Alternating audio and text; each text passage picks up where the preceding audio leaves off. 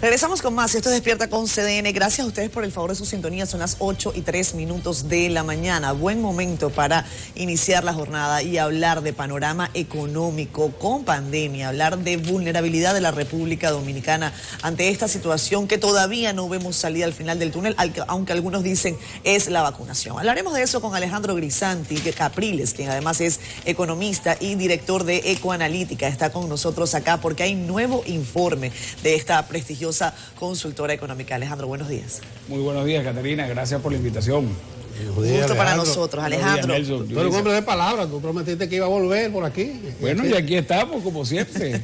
Ojalá que sigas recibiendo estas gentiles invitaciones para compartir visiones. Mira, en rasgos generales, este informe de Ecoanalítica no coincide plenamente con lo que vienen pregonando tanto el Fondo como el Banco Mundial, como el Banco Central de la República Dominicana, que nos sitúa en un 5.5% el crecimiento para este año. ¿Tú difieres de esas proyecciones? Sí, mira, efectivamente nosotros somos un poco más conservadores con esa proyección, ¿no? Nosotros vemos que hay como una euforia alrededor de los procesos de vacunación, de que se piensa después de este cansancio, de estos encierros que hemos tenido con la pandemia, se piensa que ya con la vacunación va a llegar ese fin.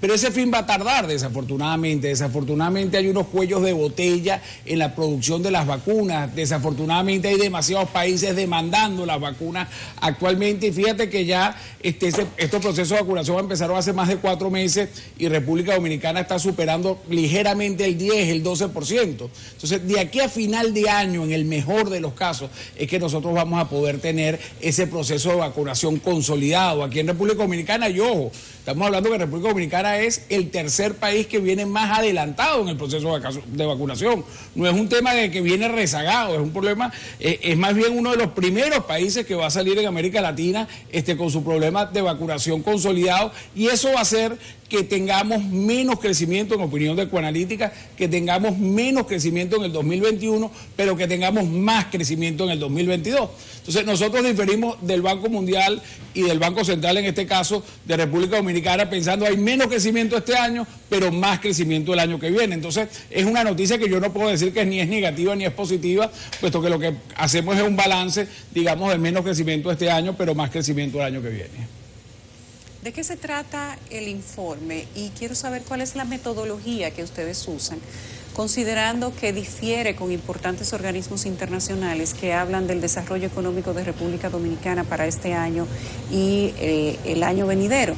Cuando ustedes hablan y contradicen lo que dicen instituciones como esta, me pregunto cuál es la metodología de estudio que han utilizado. Mira, yo creo dos cosas, ¿no? Yo creo que no hay contradicciones, yo creo que son diferentes puntos de vista. Yo creo que hay gente que ve un poco más de crecimiento, hay gente, nosotros estamos viendo un poco menos de crecimiento. Al final tampoco hay una contradicción entre el Fondo Monetario y el Banco Central. Si el Banco Central está viendo un 6% y el Fondo Monetario está viendo un 5,5%. La contradicción sería si si hay algunas economistas viendo crecimiento económico y otros están viendo una contracción, ¿no? Entonces yo no veo contradicción, sino sencillamente lo que veo, son diferentes puntos de vista hacia una salida de una crisis que estamos viendo de manera relativamente exitosa todos. Nosotros desarrollamos un índice de vulnerabilidad, y así lo denominamos ante el COVID. República Dominicana, por muchos atributos que son positivos, eso es importante decirlo, está un poco más vulnerable que otros países de América Latina. ¿Qué quiero decir con esto? Son una economista que han desarrollado muy bien su turismo. No, pero el turismo, precisamente por este tema de que se va a retardar la vacunación, los turistas se van a retardar en llegar a República Dominicana, y eso no solo va a depender de los dominicanos, eso va a depender de esta realidad, de esta pandemia mundial. Entonces, al ser una economía mucho más abierta, al ser una economía más dependiente de turistas, de tener este buen servicio de turismo que tienen, al ser, por ejemplo, una economía también un poco más dependiente de petróleo, porque Dios nos los premió con petróleo, eso tampoco tiene que ver, con ustedes, los hace una economía un poco más vulnerable, a esta salida del COVID, porque en un lado se retrasan más los turistas, en el otro lado pareciera que viene una subida de precios petroleros importante. Fíjate que una economía menos vulnerable ante el COVID de este año puede ser Honduras. ¿Por qué? por cuestiones positivas, no porque es una economía mucho más cerrada, porque no ha desarrollado su sector turístico, no porque tenga, digamos, cualidades positivas, pero eso va, digamos, es una economía más encerrada y eso hace, digamos, que sea menos vulnerable al tema del COVID. Entonces, nosotros vemos en esas vulnerabilidades, en la que vemos un retraso, un delay, como decimos, un crecimiento en la B de Nike, donde tienes una caída este año y una recuperación que va a ser un poco más lenta en el 21 y en el 22. Alejandro, hablemos de deuda. En la República Dominicana hay distintos especialistas en materia económica que expresan su preocupación constante por el crecimiento de la deuda pública. ¿Ustedes hacen algún señalamiento al respecto en el informe? Y cito que ustedes son de la opinión de que... dice, en ningún momento estamos recomendando que República Dominicana continúe emitiendo deuda en los mercados financieros internacionales porque eso incrementaría sus ya preocupantes coeficientes de deuda externa. Sí, mira, efectivamente una de las debilidades que tiene toda América Latina es que ha seguido un salto muy importante en temas de deuda externa. Casi todos los países han saltado 15 puntos del PIB en temas de deuda externa. República Dominicana debe casi un poco más de $5.200 por persona. Es decir, un dominicano recién chiquitico que no ha empezado a batear debe $5.200 por persona. Una familia de 5 personas, que puede ser una familia promedio dominicana, debe $25.000 en temas de deuda externa. Entonces, están llegando a un techo de deuda que empieza a ser preocupante. Por ejemplo, el pago de intereses. Los intereses hoy que paga República Dominicana representan casi el 30% del presupuesto. Representan una cifra muy similar a la que se viene gastando en educación. Entonces, es necesario de alguna manera empezar a disminuir esa tendencia que han tenido de incremento de deuda externa, que no es nueva, que no es solo del año pasado y sino que ha venido del año 2000 hasta el 2020, que han venido constantemente incrementando esa deuda. Entonces, ahí yo creo que sí hay una debilidad. Hay una debilidad de largo plazo que se va teniendo en América Latina, y es una debilidad que tiene, por cierto, República Dominicana dentro de este contexto latinoamericano.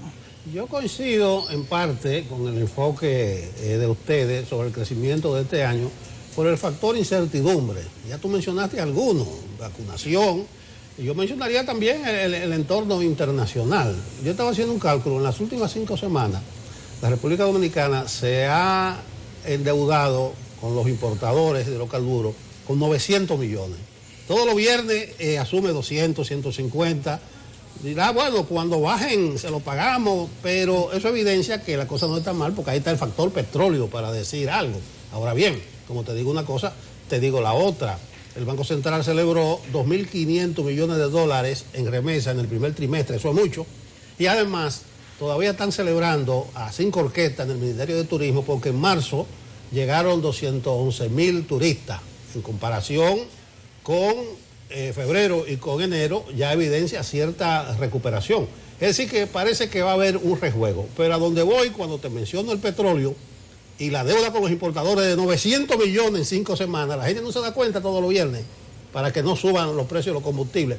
El entorno internacional, ese componente, ¿qué asiento ustedes le dan en el análisis? Mira, yo trabajé mucho tiempo en Nueva York, fue 15 años de ser economista jefe en un prestigioso banco de inversión, y veía precisamente toda América Latina, y yo creo que esa es una ventaja que nosotros tenemos, y precisamente lo que vemos son esos flujos. Hoy en día América Latina se mantiene porque la Reserva Federal, ese Banco Central de Estados Unidos, viene creciendo, viene pompeando miles de millones de dólares que van buscando, digamos, rentabilidades, mayores rentabilidades, y eso va por todo el mundo dispersándose, y por supuesto buena parte de esos dólares llegan aquí a República Dominicana. Muchos de esos dólares que emite la Reserva Federal o que emite el gobierno han llegado a manos de dominicanos en Nueva York, y es lo que permite incrementar, que también comentaste, el tema de las remesas. Entonces, eso ha venido siendo una política contracíclica, una política para paliar la pandemia que ha hecho el gobierno americano y que beneficia principalmente a economías que vienen más pegadas a esa gran economía del mundo, como puede ser la dominicana. Fíjate que yo ahí sí soy muy optimista con ustedes, ¿no? Con República Dominicana. porque nosotros vemos un despegue de los Estados Unidos con el resto de las economías del mundo, sobre todo con Europa. Estados Unidos va a crecer quizás un 6,5%. Europa la vemos todavía mucho más debilitada con este tema de la pandemia, y por supuesto estar ustedes mucho más conectados con la principal economía del mundo, eso definitivamente los va a beneficiar. Aquí hay un punto también de preocupación, y que creo que ese optimismo tenemos que verlo de manera más conservadora con el tema de las remesas. El dominicano en promedio en Estados Unidos fue casi un 12% más pobre.